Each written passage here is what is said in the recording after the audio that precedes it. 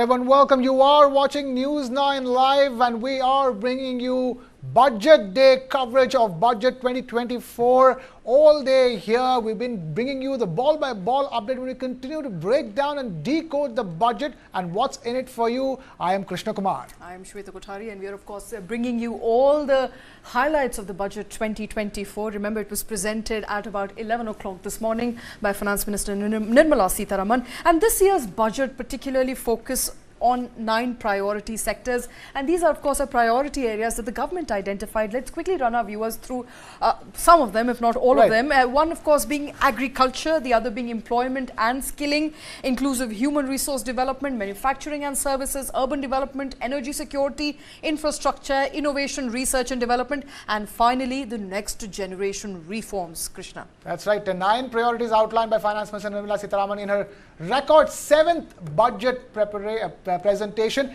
Let's go to some of the guests lined up for us on the show and get their reactions on them. To start with, we have Mr. Mohandas Pai, Chairman, Aaron Capital, joining us. We also have Mr. Andrew Holland, CEO, Aventus Capital. We also have Riaz Thinga, partner, Grant Thornton, joining us on this broadcast as well. Thank you all of you for taking time out to be with us. I want to begin with Mr. Mohandas Pai. Mr. Mohandas Pai, simple, straightforward question to you. On a scale of 1 to 10, where and how would you rate this budget, and what exactly stood out for you? What stood out for me was the focus on job creation. The biggest challenge for India is job creation. Every year we get 1.5-2 crore young people coming into the job market. We have to create high quality jobs. We are creating jobs, but then don't pay very well. And the focus on job creation, internship, the focus on apprenticeship, investment, incentive for job creation, labor-intensive industries in manufacturing, etc. is fantastic.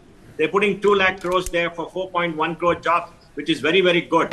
And the second thing is about agriculture and productivity. We have to increase the income of farmers. That will only come by productivity and greater quantum of market price being given to them using agri-techs. I think the focus is there for productivity, new seeds, etc. The third is about urbanization. I think, India lives in urban areas. India no longer lives in villages. When the 2024 census comes out, people will be shocked at the extent of urbanization. In the next Lok Sabha, there will be more seats for urban areas and political power will shift. Today, we have 8 lakh crore of subsidies given to rural areas and poorer people at the state and the center. Urban areas don't get anything. Our lives are miserable in urban areas. Bad air, bad water, not enough sewage, bad traffic condition, public mobility is not there. 10 lakh crores, and that's very good. And there are other areas there, which I think is very, very good. The only thing that is lacking from whatever I wanted was the restraint on regulatory agencies, because we must ask them to be accountable, hold their feet to the fire to say that whenever you go raid somebody, file some cases, complete it within 3 years. I think it's very, very important to remove the fear in business. All right, interesting point. Let me also quickly get in Andrew Holland in this conversation. Andrew, hi, good afternoon. Thank you for taking time out. Lots in the budget for markets as well, from STT to LTCG, STCG, lots of changes. How are markets reacting to it? They closed on a flattish negative note. How's the momentum going from here on? So I think, long-term capital gain tax, I think anyway would be absorbed. But I think the market needs to think through the fact that the direction is now being told to you, not just for this year, but years ahead, that capital gains tax or these kind of taxes are going to move higher. I think the short-term capital gain tax and STT will have an impact on those kind of popular shares, whether in mid-cap, small-cap or PSU stocks, which were a favourite with the retail investor, because this will obviously dampen those trades going forward and reduce liquidity. So that's the other factor. But I think that the biggest miss for me was anything to do with the banking sector. As we know, have been trying out in terms of getting deposit growth to rise, and there was nothing there for them. So NIMs are under pressure. That's going to continue to be a problem for them. So one of your big sector weightages is still under pressure. Okay, let me take that question to Mohandas Pai as well. That debate around LTCG is raging on in social media, Mr. Mohandas Pai. Lot of questions surrounding it. No indexation benefits on any capital that you own, especially is meant to be detrimental when it comes to something like real estate. What are your views on that? I think 12.5% for non-listed financial assets is very, very good. You see, earlier we had a discrimination in favor of listed assets, where the time for long-term was 12 months and 10%. Unlisted was 2 years with 20% and indexation. If you look at many examples, barring a few like real estate held for 150, 200 years, I think it doesn't make sense, right, to have a higher tax on non-financial assets. I think that's very good. I just now saw somebody make a calculation for the last 15 years. If you look at indexation and look at the rate reduction is higher. The benefits are higher. It cleans up the entire system. Of course, the market is a bit upset about F&O taxes going up, about 20% for short-term capital gains. But I guess the idea is to bring the tax rate to very near levels for all kinds of income. And they increase the tax to 2.5% for listed companies. I think we should follow that. But the bigger benefit will come from unlisted stocks, because huge amount of risk capital has to go into startups, have to go into unlisted companies, which can later list. And that, I think, is a very big incentive. Overall is pretty well balanced. Okay, well balanced. But is that something you also believe, Riaz, as far as more money in the hands of people is concerned, that is what the budget has delivered, even if it's a little amount to the tune of about 17,500 rupees. There has been an increase in standard deduction from 50,000 to 75,000. There have been some readjusting or rationalization of tax slabs. Is this something that you were expecting, or were you hoping for more? No, I'll just take on from that capital gains question that was raised before. The impact of this capital gains is going to be quite huge. While we don't recognize it, lack of indexation is going to have a massive impact on the capital gains tax, especially for assets which have been held for a long period of time. And, I think it also shows the government's direction towards taxing generational wealth at a larger level, because, imagine assets which have been brought in from ancestral assets. Without indexation, it's going to be a massive tax impact. So yes, while on financial assets and investments, it may still be balanced, but I think on ancestral property, that is going to be quite big. Coming to the second part of your question, when you're talking about whether it met expectations, yes, in terms of personal income tax, I think it is balanced. That increase in standard deduction, adjustment of the tax rates, these are things which are important for individuals, and I think to that extent it is fine. But there have been many other changes in the corporate tax which we need to look at separately. We can list them down as we go along.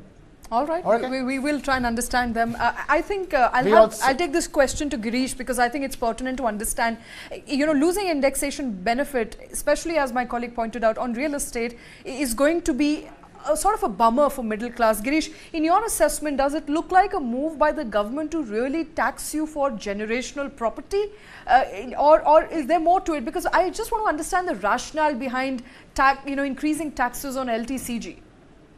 I wouldn't make sweeping conclusions like to tax generational wealth, because most of these generational wealth also have a very low cost of acquisition, and you substitute that from the value as of April 1, 2001, and from April 1, 2001 you index it. So it will really depend upon asset to asset, region to region, and we cannot say it will be worse off or better off unless you go through asset classes itself. But it's really very celebratory in terms of the startup world. Angel tax is abolished. And really, when the promoters are selling shares, now they'll have to pay tax only at 12.5%, promoters, investors, which is a very, very big benefit. For properties, you'll have to see property by property to see what it means. In many cases, still you'll be better off. In some cases, you may not, but it all depends upon the property and what the cost you're holding. So I wouldn't say it's an attempt to tax generational wealth judgmentally like this. All right. Andrew Holland, let me come to you on that. Lots of chatter regarding this LTCG, long-term capital gains. It might sound good when it comes to one asset class, but not necessarily for other asset classes. But then the real estate stocks have been doing really well, especially in India over the last 3 to 6 months post-pandemic, so to speak. How do you view this question surrounding the lack of indexation benefits being made available to asset classes like real estate and the hike of the LTCG? No, it's obviously a negative, but when I look at asset classes like that, I mean, it's not as though you're going to switch from equity, straight into a property, because that's a bigger ticket item. So I think you have to look at each asset class on its own. But I think it would be a negative for for real estate in general. Given what the new tax is. So in terms of the stock market, so for capital gains, I don't think 2.5%, from 10 to 12.5 is a real game changer in terms of your longer term view of the markets. I do think short term capital gains tax will have an impact on market liquidity, and that's something that the market might be overlooking at the moment. But I think the big message to me is that taxes are moving higher. Okay, taxes are going to be higher. We have another special guest joining us now to weigh in on that. We have Nilesh Shah of Kotak AMC joining us. Nilesh, thank you so much for taking time out to be with us here on Budget Day here on News 9 Live. The uniformity in capital gains tax was something that the market was hoping for, and the Finance Minister did deliver on that front. But what exactly do you think is the rationale behind increasing LTCG by 2.5%? It will hurt the long-term investor and retail participation, which is only starting to pick up over the last couple of years.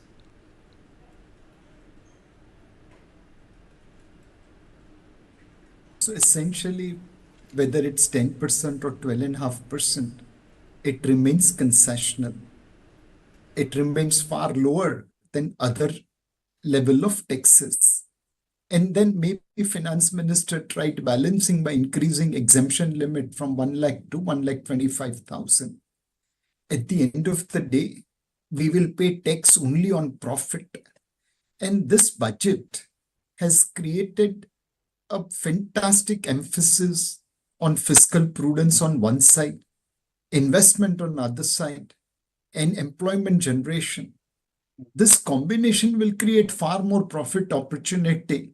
And yes, to some extent, it will get dented by 2.5%, but focus on the profit opportunity, not on the increased taxation. All right. So that's clearly a view coming in from Nilesh Shah. Let me take this back to Riaz. Riaz, barring real estate, do you think that as far as the rest of the asset classes are concerned, this hike in LTCG is fair and fair game, so to speak? Yeah, I think in terms of financial assets, I don't think the differential of rate of 2.5% is bad. So I think it's quite balanced on that front.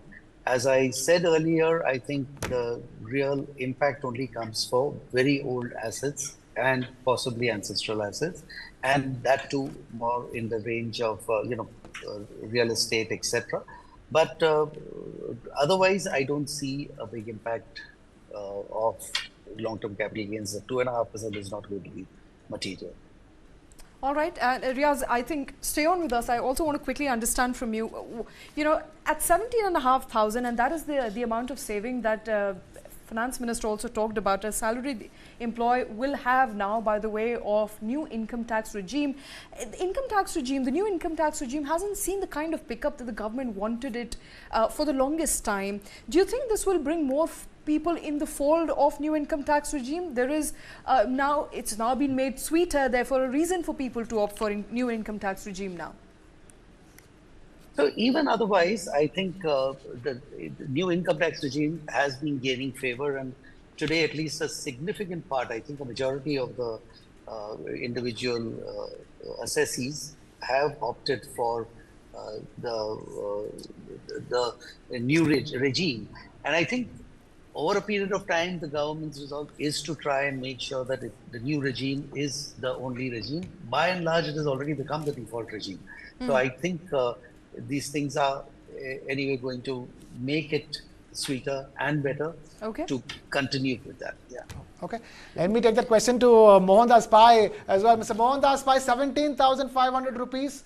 That's what the individual taxpayer gets to save with the new rationalized new tax regime slabs. Do you think, with these kind of moves, and then Finance Minister also talking about the fact that 2 out of 3 people chose the new tax regime, are we looking at a time very soon, possibly even by next budget, where the old tax regime will cease to exist? Well, I think 17,500 after so many years is peanuts. It's very, very less. There should have been a minimum of 35 to 50,000 rupees by making the first slab 0 to 5 tax-free at least, to avoid filing returns for large number of people who file for very small amounts, because it's a hassle to file this kind of returns. And I think they should have opened up. They should have given some benefit to senior citizens too, who don't take advantage of any of the tax breaks, because they have to pay heavily for medical insurance. You know that medical insurance costs 18% today. And many people have to take medical insurance because the failure of the government in providing public health to everybody of a reasonable quality.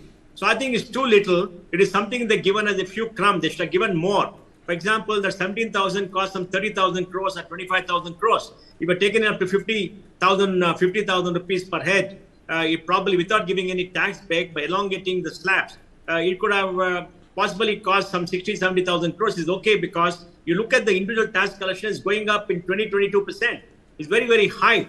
And it's going up because more people are filing returns. And in 26A, all your income is captured. You can't hide income anymore. And more people are upset about that than anything else, right? So I think it's very little, because now for the next 3-4 years, they're not going to elongate the tax slab. So giving it here when the middle class is angry and upset that they're paying the majority of taxes, they're suffering high school fees for the children, high college fees for the children, high EMI, quality of life is down in cities because of traffic, lack of public transport. They should have done something. They wouldn't have lost too much of revenue. But anyway, I think we should ask them now, instead of this 5 slab, make it 3 and elongate it so the tax comes down. So I think it's halfway done. They should do more. Okay, let's take that question to Nilesh. Nilesh, do you think, are you happy with that 17,500? And there was an expectation that perhaps benefits of ATC will also be made available in the new tax regime. In a sense, telling people to save more by the way of PPFs, by the way of insurance, but that hasn't really happened. What are you making of the change in the new tax regime? There is always ye dil mange more. But at the end of the day, we have certain committed expenditure on interest payment, governance, defense, and so on and so forth. Today in India, the income tax payment starts well above national income. So there is a burden on well-to-do part of the society to compensate by way of higher taxes. Undoubtedly, honest taxpayers demand equitable distribution of taxation. At one point of time, Indian tax compliance was comparable to poor African countries. We have improved substantially, but the journey is not over. It should continue. Second, the need for investment undoubtedly is there, and tax incentives do influence investment decision. But many times what has happened in the past, we gave incentive for investment for long-term in fixed income like public provident fund, small savings, LIC, and so on and so forth. We need to give incentive for longer-term investment, which is equity, which generates real return. So my feeling is that overall this budget has moved in right direction. It has given something to everyone. All right. Okay. The budget has given something to everyone, Krishna. That, of course, is the word coming in from Nilesh Shah right now. I want to go back to Mohandas Pai on the idea of job creation. Mr. Pai, it does look like out of the 9 key priority areas for the government, job creation is one of the key priorities, or at least for now in this budget, has been a top priority. There have been at least 5 schemes launched by the government, and including the scheme for first month wage to all people, creation of job in manufacturing, support to employers, skilling program and the internship program in top companies. It does look like job creation has been one of the concerns of this government, and it tried to cater to those concerns. Are you happy with these 5 schemes? Do you think they're all encompassing and will be able to lift people, lift the youth, give them some hope and perhaps some source of employment in future? Well, what are the challenges about job creation? First, availability of jobs. EPFO shows that lots of jobs are available. It's not that jobs are not available, but people's aspiration for the job is much higher. People's skill for the job is much lower. And what this budget tries to do is to tackle the challenge of skills.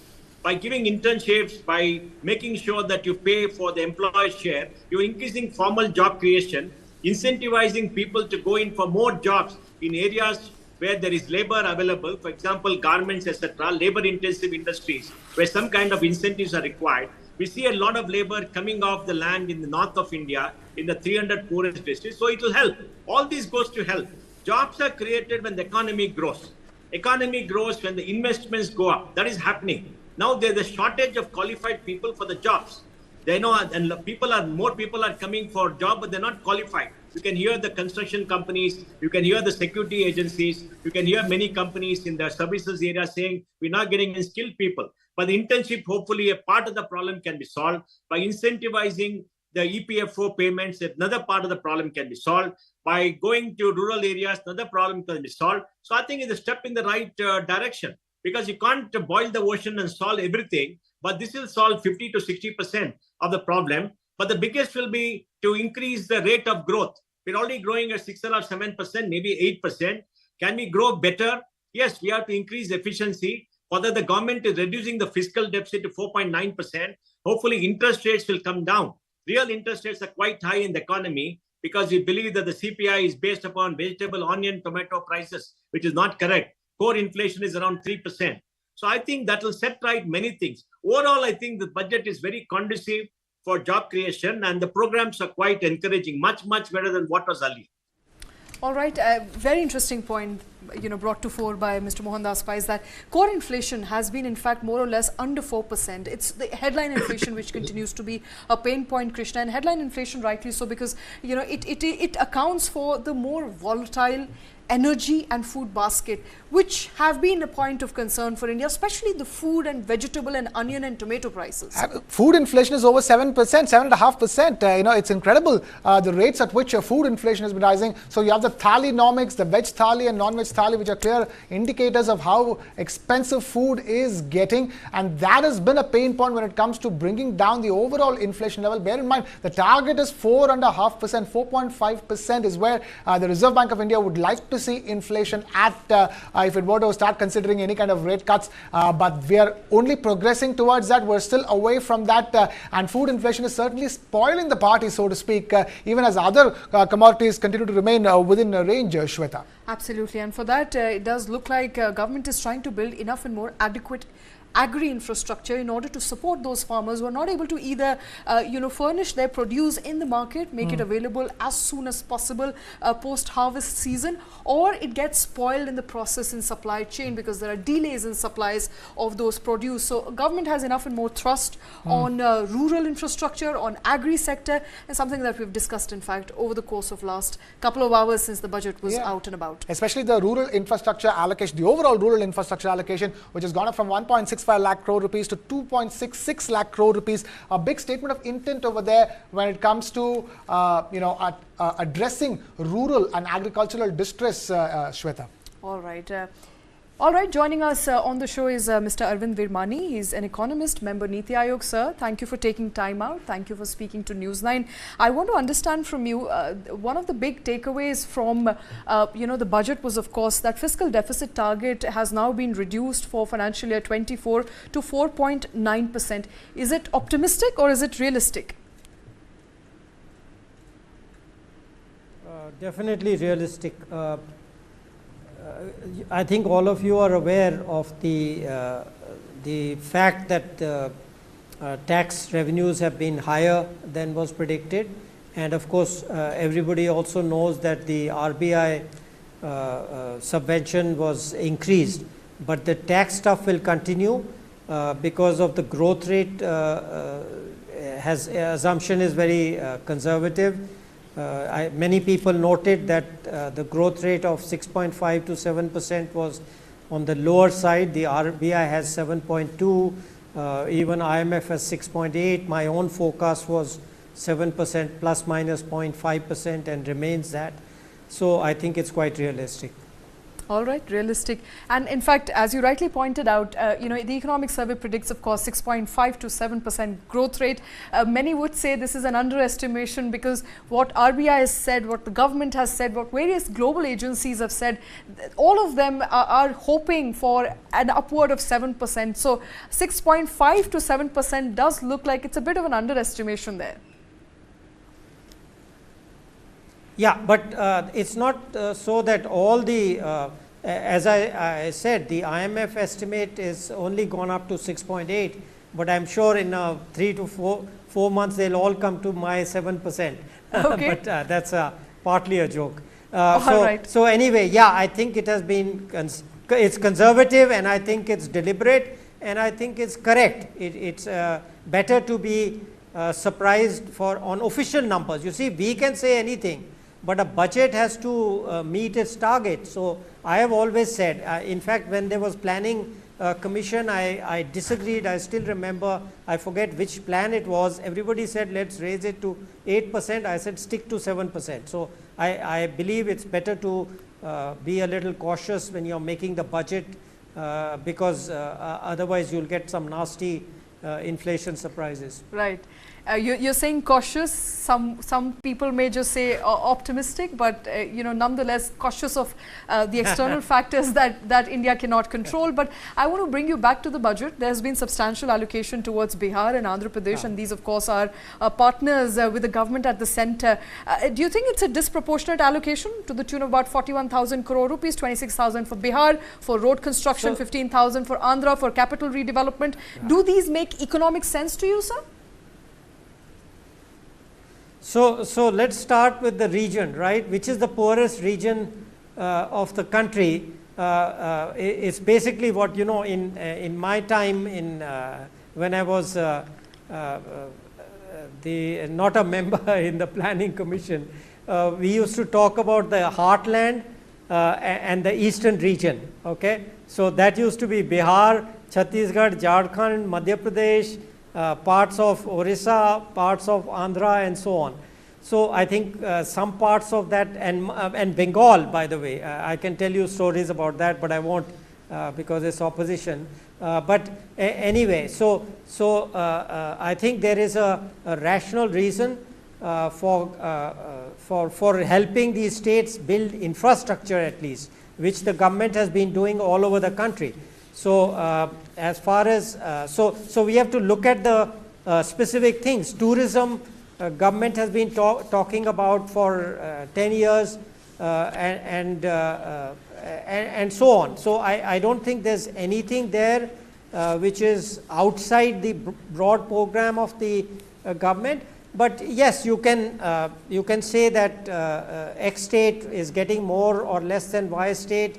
I really do not have an answer to that because that's political. But if I was to give a political answer, I would say look back at governments, coalition governments, and see where they spend money, and you'll find very similar actions. Okay, I want an economic answer, sir. I'm looking for an economic rationale and not a political. I've given you. I've given you the economic answer first, and the politics was just one line, which was only partly politics. All right. All right, I want to come to manufacturing right now. Now, there are of course some key areas in which India has emerged as a manufacturing hub and shown its prowess, and one of which is electronics and smartphone making to be particular. Now, budget has of course cut down basic customs duty on mobile phones, mobile phone PCBAs and mobile chargers to 15%. What sort of impact are we looking at on electronics exports of this cut in basic customs duty?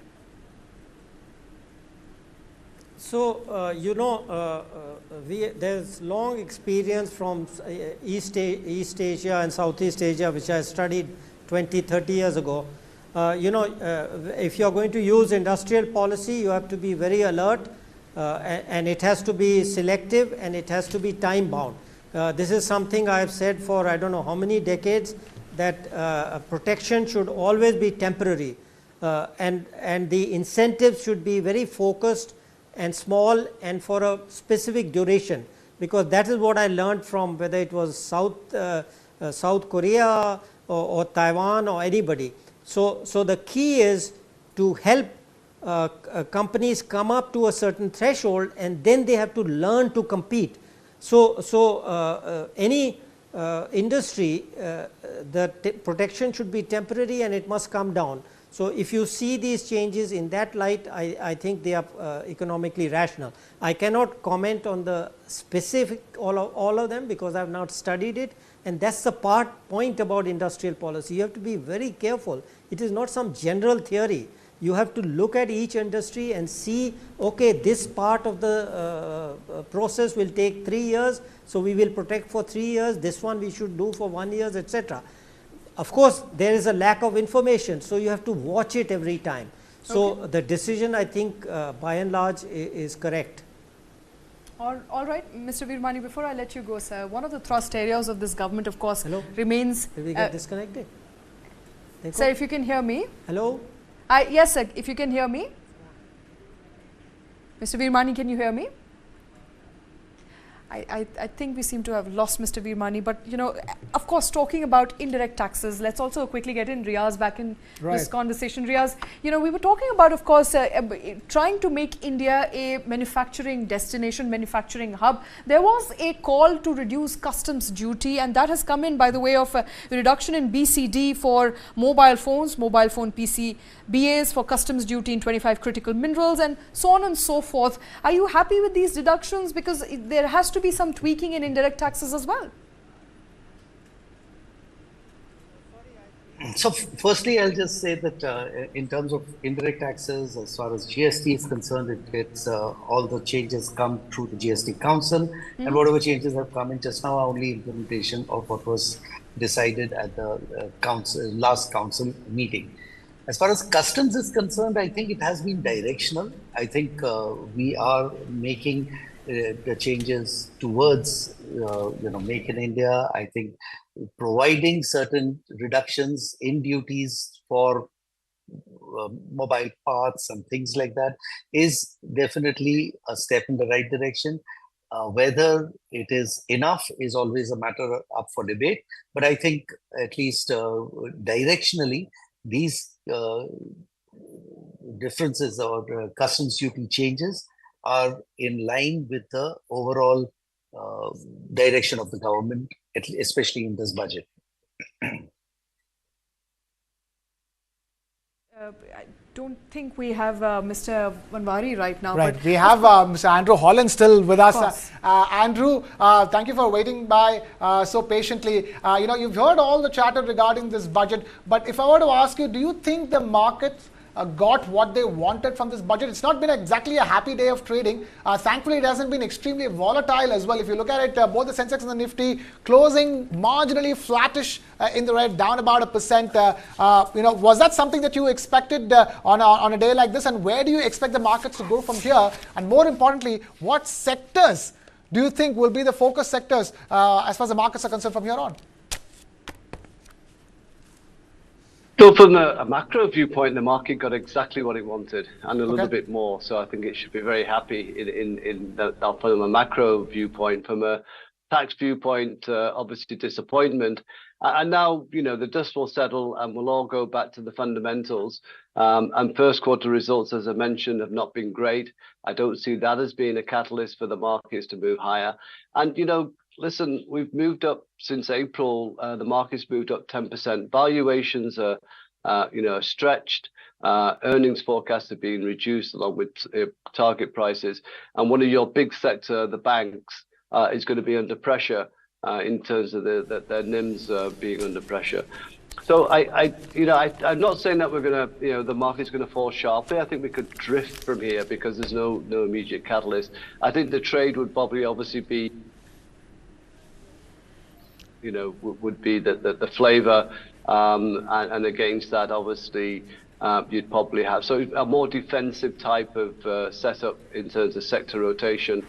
And I think banks and those stocks where you've had a lot of retail trading, like PSU stocks, and across the board, could see small and mid caps falling out of favour in the short term as well. So that's where I see the markets.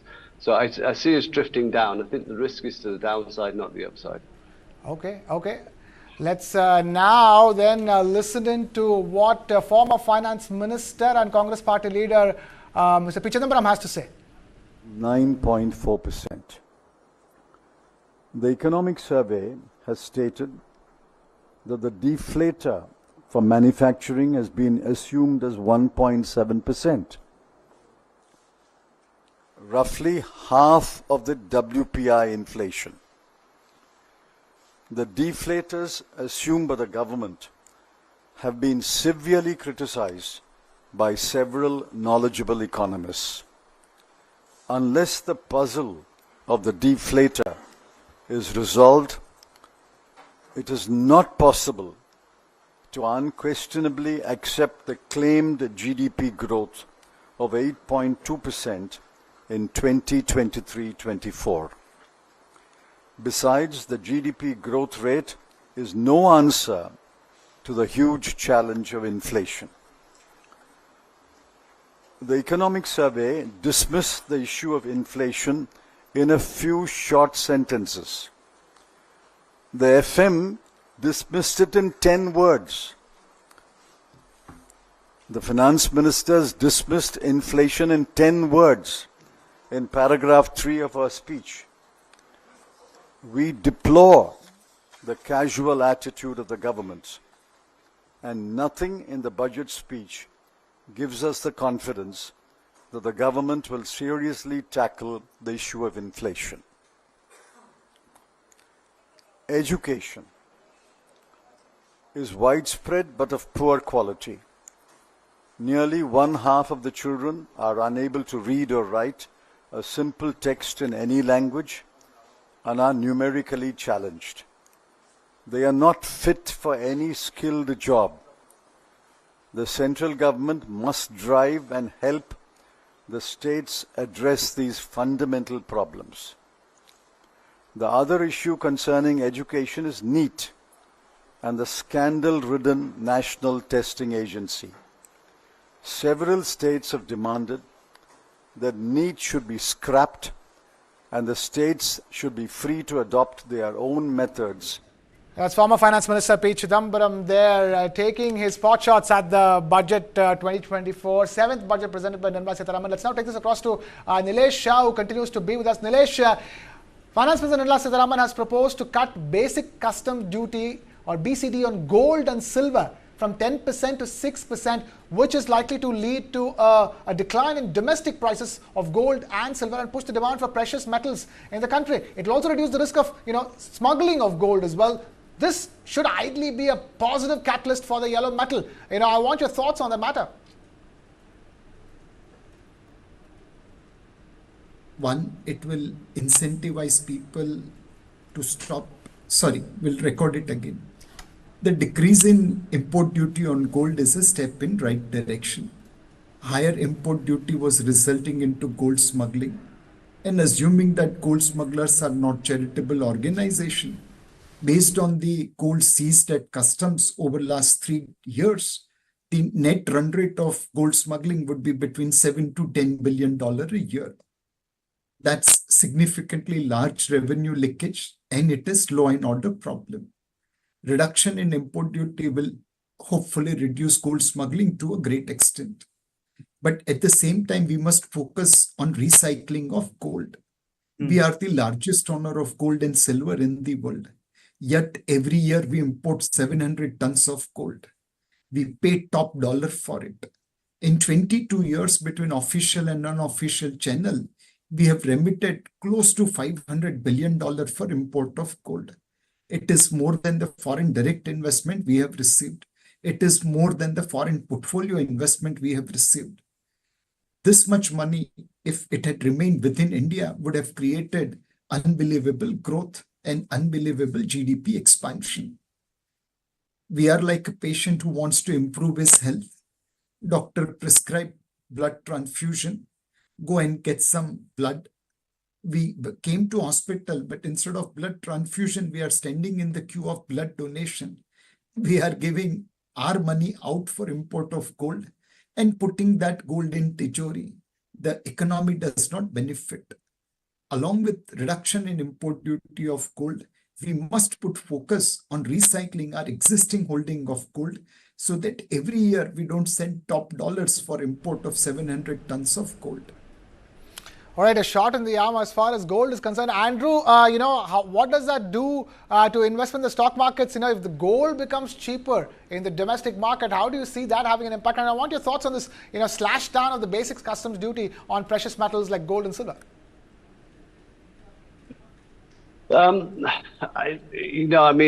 It's a different asset class, right? So you have to kind of look at it in that respect. Do you want to be in equity, or do you want to be, some of your portion of your money in gold, or do you play it through the stocks which, would benefit from this, like a Titan, for example. So I think that's the call you have to make. I wouldn't necessarily rush to kind of change all my investments from equity into gold. In that respect, but you can play it through the markets, I think, quite well without having to shift your asset allocation. So it depends on your asset allocation, to be honest. All right, depends on your asset allocation. I'm not sure if Riaz is still with us. Riaz is with us. Riaz, thank you for patiently waiting all this while. One of the asks or provisioning of the budget, of course, is to incentivize the employers to ensure that employees are either retained or hired in greater number. Now, of course, unemployment continues to be a cause of concern in the country. Even though tax filers are increasing, the number of nil tax filers is obviously higher than those actually filing taxes. Are you happy with kind of measures the budget, not just this budget, but the previous budget has done on expanding the tax net, getting more people employed and making sure more number of people are paying taxes? So I think the first part of the question, I don't think is okay. The tax question. When we are talking about creating employment, I think the allocations within the union budget have been significant in terms of creating employment opportunities, and that is being incentivized both in terms of cash payouts and also in terms of certain tax measures which encourage, like APJJA, which encourage employment of people for tax breaks. So employment is being taken care of. As far as increasing the tax base is concerned, there are two issues to it. One is actually the number of people who are either without jobs or lower income levels, but also the question of compliance is a very, very significant problem. And I think that has been addressed quite well over the last few years. And I think more and more compliance is coming in, of course, largely because of a lot of data availability within the government domain, and that is heading towards more inclusion. One thing I would, however, point out that while we are talking about more and more compliance and more people filing tax returns, the actual significant part of the population is earning very low amounts, which would anyway be below the tax level. And while compliance can help those who do not, tax filing can help covering those people who are non-compliant by not declaring their income, I think we still have a long way to go in terms of raising the actual employment levels to create the income in the hands of the people. Now get in some corporate reactions to Budget 2024. Let's listen to what Sangeeta Reddy of Apollo Hospitals had to say. So I think there has been a continued thrust in healthcare. There is a good allocation of healthcare. We of course have always looked for more, but I think the 3 cancer drugs have been announced from tax exemption.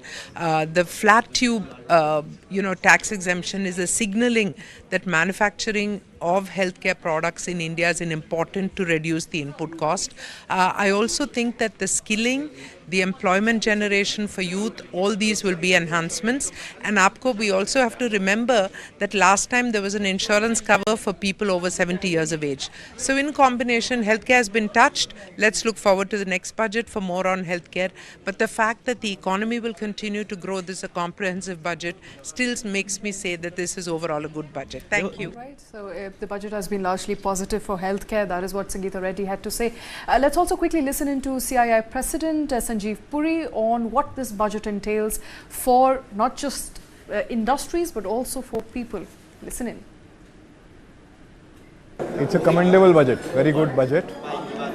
It has very clearly focused on investments for inclusive growth, very clearly dealt with the issues of the climate emergency, and at the same time not only adhered to but gone ahead of the fiscal glide path, which is a positive. So a commendable budget indeed. Resourcing being allocated in the economy for agriculture, for skilling, for MSME, for youth, for infrastructure, for innovation, for energy transition. So many areas, a lot of resource allocation. And so that's why I'm saying it's indeed a very commendable budget, and all of this being done with a 4.9% fiscal glide path is commendable. All right, let's now get in an overall take on the budget from Nilesh Shah, who continues to be with us. Nilesh, talk to us your assessment, overall assessment of budget 2024, and what according to you were the big hits and the big misses? The biggest thing in this budget is that it is laying the foundation for a Viksit Bharat. It achieves trinity of impossible. One side, it pursues the path of fiscal prudence. When we presented the budget last year, our estimated fiscal deficit to GDP was 5.8%. This year, we are putting the number at 4.9%. Almost 90 basis point fiscal consolidation is a big thing for the foundation of Viksit Bharat. We will become primary surplus country over next couple of years if we maintain this trend. Second, this budget is allocating resources for investment. Railways, road, defense, power, and water. These are the priorities area for the government. Third, this budget is focusing on employment generation. It is probably going to support sustenance of growth in rural and bottom end of the pyramid. This trinity of impossible, fiscal prudence, infrastructure investment, and employment generation is a foundation for Viksit Bharat. That's the biggest opportunity out of the budget. What it could have done better? Well, it could have gone further on improving ease of doing business and investment. But it's a continuous process. It can be pursued outside of the budget also. So overall, very delighted with the budget. As I mentioned earlier, this is a step in the right direction to lay the foundation for Viksit Bharat. All right, Riaz, I'm going to bring it back to you as well. Simple question to you: on a scale of 1 to 10, how would you rate this budget? Where would you rate this budget, and why? That's a bit of a hot spot, but I will divide it into 2 parts. On the allocation part, in terms of expenditure, I think it's well directed. Given the economic survey and the conservative estimates on the economic survey, the downward trend of foreign direct investment, high level of unemployment, I think focus areas of allocation towards inclusion, infrastructure, agriculture, employment generation, etc. I think that is done extremely well. In terms of tax measures, it's a bit of a mixed bag. I did say that on one hand, removal of angel tax is a very, very welcome decision. It will help startups to raise money at the right valuations. It will definitely be a boost for increased funding of startups. And I think that has been a long-term ask, and I think that has been worked well. On buyback tax, there is a bit of a mixed bag, because while it has rightly moved to tax in the hands of the recipient, what it has also done is it will be taxed as dividend, and therefore the effective tax rate will go up from 20% to 30%, and the cost of acquisition will be treated as a capital loss. So I think that is going to create a bit of a hardship in terms of buyback tax. On capital gains, I have already mentioned that by and large it's okay, except for old property, ancestral property, where the removal of indexation can create a significant problem for individuals. One area which is a little, I have been particularly surprised, there's been the removal of equalization levy. And, equalization levy has to be read along with the BEPS Pillar 2. And it's a bit surprising because BEPS Pillar 1, and BEPS Pillar 1 is, implementation is not happening in a hurry. So I was surprised at the removal. But fair enough. Just one last thing. Tell us your rating on a scale of 1 to 10. So I would say 8. Okay, 8. That's a very high rating. I'm afraid we've completely run out of time here on the show with that as well. 8 on 10, Shweta, is the rate coming in from Riyaz. So we're still, understanding where the growth trajectory is going to come from, and what we understand at this stage is that this budget is sort of laying the foundation for our growth trajectory. Absolutely, budget laying the foundation there. But let's also hear some of the opposition voices. P. Chidambaram was speaking for a very long time. He talked about the unemployment rate, which he's saying is at 9.2%. Government says it's at 3.2%. So quite a variation there from what opposition is saying and what the government is saying. He's also talked about how 8.2% GDP in the year gone by doesn't look plausible. I'm not sure what he's challenging here. He talks about food inflation, which, remember, has been on the upside at about 9.4%. He talks about NEET, which has no bearing on budget whatsoever. But then he also talks about public healthcare infrastructure, valid point there on the grave shortage of doctors and nurses and hospitals. Remember, there is some allocation to building more hospitals and building more schools as well, which he has also referred to. So, a lot of conversation there, of course, from the opposition, asking a lot of questions. Now, this is what a robust democracy is all about. It's about voices that talk about what benefits the country, but it's also about voices that question those in power, and we continue to do that here on Newsline Live. Gentlemen, all of you, thank you very much for taking time out. Thank you for joining us on this very special show on Budget 2024.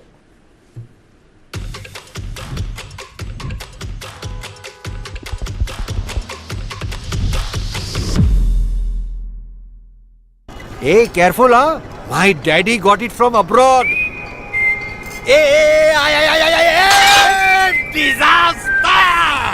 How will you pay for the loss now? In stock market, you should take risk as per your capacity and knowledge. Trade in options very carefully. Wow, Dikra! Absolutely perfect. Take risk with full understanding. सोच कर, समझ कर, invest कर. इस खेल में खेला होगा, हर नहले पे दहला होगा. ये बड़ा है, स्टेज बड़ा है, पूरा भारत साथ खड़ा है.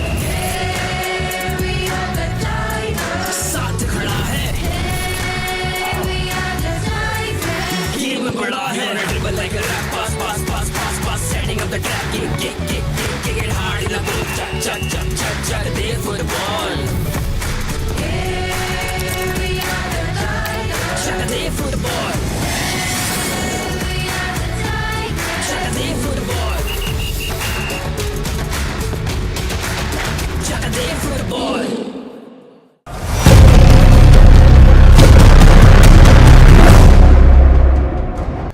Touted as a miracle weight loss drug, a favorite of celebrities worldwide, Ozempic is not available in India. But there may be good news for those who are waiting for its entry into the country. An alternative to Ozempic has received the first approval. How does it work? What are its benefits and side effects? And how soon will it be available in India? Keep watching to find out. What is tirzepatide, India's Ozempic alternative? News 9 Plus decodes. Tirzepatide is the main component of Eli Lilly's weight loss drug called Zepbound and its diabetes drug called Mounjaro. Now, much like Ozempic, tirzepatide is a drug for type 2 diabetes with weight loss benefits. A 2022 study claims that tirzepatide can help you shed as much as 16 to 22 kilos in a year. How does tirzepatide help in weight loss? Basically, it signals the brain to make you feel full and increases insulin production. It can also help the body break down sugar and fat better. The result? Lower blood sugar levels, reduced appetite, and effective weight loss. What are its side effects? Gastrointestinal issues such as diarrhea, vomiting, and nausea, and some hair loss could occur in tirzepatide users. It is not advised during pregnancy. Also, watch out for any symptoms of depression. What's the difference between tirzepatide and Ozempic? Now, the basic difference between the two is that Ozempic is the brand name of a medicine with the main ingredient being semaglutide. Tirzepatide is believed to cause greater weight loss than semaglutide. While both work in similar fashion, basically by suppressing appetite, tirzepatide additionally improves the breakdown of fat and sugar, which makes it more beneficial for those with obesity. When will tirzepatide be available in India? Well, only the first level of approval is in for now. The Central Drug Standard Control Organization's expert committee has greenlit Eli Lilly's tirzepatide for diabetes. The review for its uses in obesity in India is not complete yet. Once the final approval comes, the company hopes to launch it in India as early as 2025.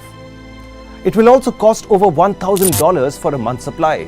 That's easily more than 85,000 rupees. This is exclusive of import fees and other charges. So Indians should get ready to shell out big bucks if they plan on getting their hands on tirzepatide next year.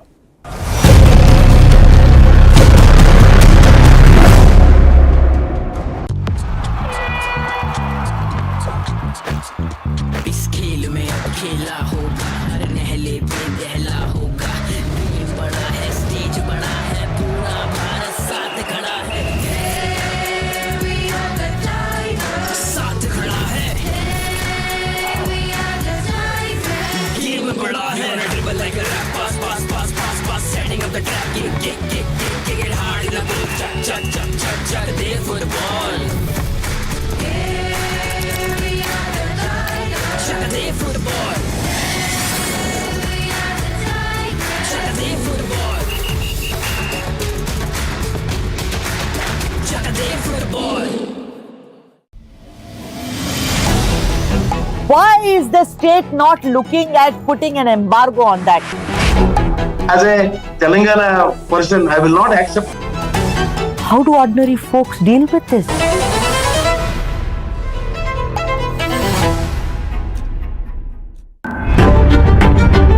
$20,000 people dead and counting.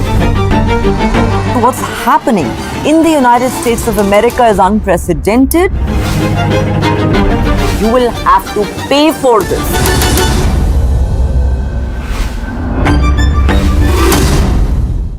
This is News 9 Live, India's only digital exclusive live stream.